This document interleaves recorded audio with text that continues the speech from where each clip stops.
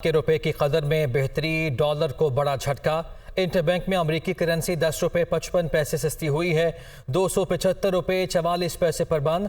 Open market में dollar की कीमत में 11 रुपये की कमी 279 रुपये में फरोख्त हो रही है। 11 मई के बाद इंटरबैंक में डॉलर की कीमत में 23 रुपये से जायद की कमी वाक़ई हुई है। तफसीलात जान लेते हैं, कराची से हमारे नुमाइंदे हमाद आलम हमारे साथ मौजूद हैं।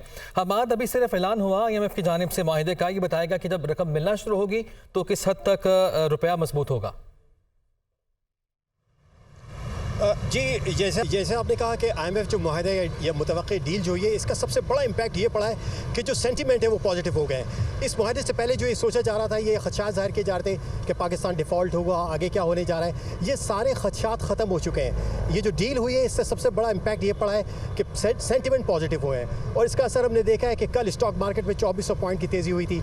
आज जब क्योंकि कल बैंक की तातीलात थी, लेकिन आज जब बैंक खुले हैं तो हमने देखा कि 10 से 11 रुपये तकरीबन रुपए की कदर में इजाफा हुआ है। जो डीलर्स का कहना ये है कि आज एक्सपोर्टर्स ने, क्योंकि बहुत से एक्सपोर्टर्स या ये सोच रहे थे कि डॉलर अगर 300 रुपये का होगा उस वक्त हम जाके तोड़वाएंगे, तो वो ऐसा से ये एक परसेप्शन था, ये ख़त्म हुआ और डॉलर जैसे जैसे नीचे आया तो बैंक में हमने देखा कि एक्सपोर्टर ने डॉलर तोड़वाए, जिसकी वजह से डॉलर का इनफ्लो बढ़ा है और इस इनफ्लो की वजह से हमने देखा है कि रुपए की कदर को सहारा मिला है। इसी तरह इंपोर्टर अभी जो है फिल वक्त है वो प्रेशर अभी हम देखा नहीं जा सकता इंपोर्ट साइड पे, क्योंकि इंपोर्टर ये सोच रहा है कि मज़ीद डॉलर सस्ता हो तो उसके बाद हम शिपमेंट अपनी क्लियर करवाएं। तो अभी फिल वक्त एक हफ़्ता देखना पड़ेगा कि आगे ये सेटलमेंट क्या होता है। और सबसे बड़ी वजह जो आगे हम देख रहे हैं, इस साल ये जो IMF का जो मुतवक्की डील हुई है, तकरीबन पाकिस्तान का जो डिफ़ॉल्ट होने के खतरात थे वो एक साल तक टल गए।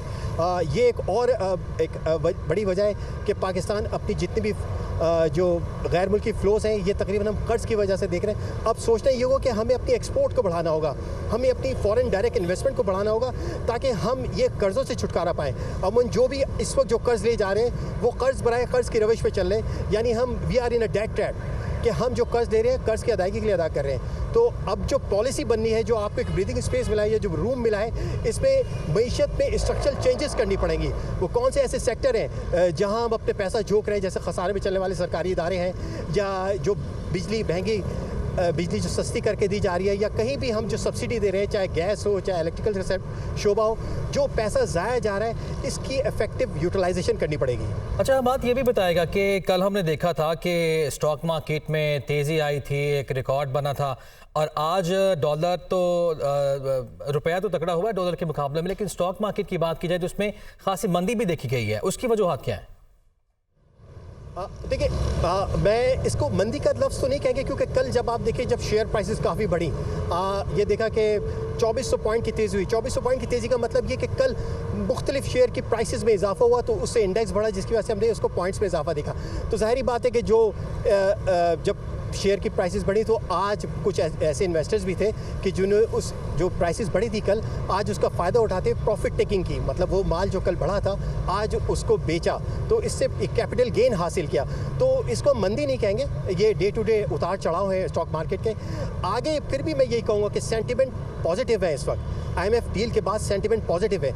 अब ये कि हुकूमत या आने वाली गवर्नमेंट कैसे इस जो हमें रूम मिला है, जो हमें कुछ देर के लिए एक सांस लेने का मौका मिला है, इस दौरान कैसे होमवर्क करती है, क्योंकि मईशत, वही मैं कहूँगा, मईशत में सब बहुत सी ऐसी ख़राबियाँ हैं जिनको ठीक करना पड़ेगा। हम इस तरह नहीं चल सकते। ये जो एक रविश है कि हम कर्ज ले लें और फिर सहारा ले लें, फिर आगे चल लें, कुछ अर्से के लिए चल लें, ये ख़त्म करना पड़ेगा। हमें अपने रेवेन्यूज़ को बढ़ाना पड़ेगा। हमें बहुत से ऐसे सेक्टर हैं जहाँ काम ही नहीं हुआ, जैसे प्रॉपर्टी का सेक्टर है, या आप देख लें एग्रीकल्चर सेक्टर है जहाँ से बहुत कम रेवेन्यू आता है। तो हमें उन सेक्टर को कैप्चर करना पड़ेगा, उन सेक्टर को टैक्स सेट में लाना पड़ेगा।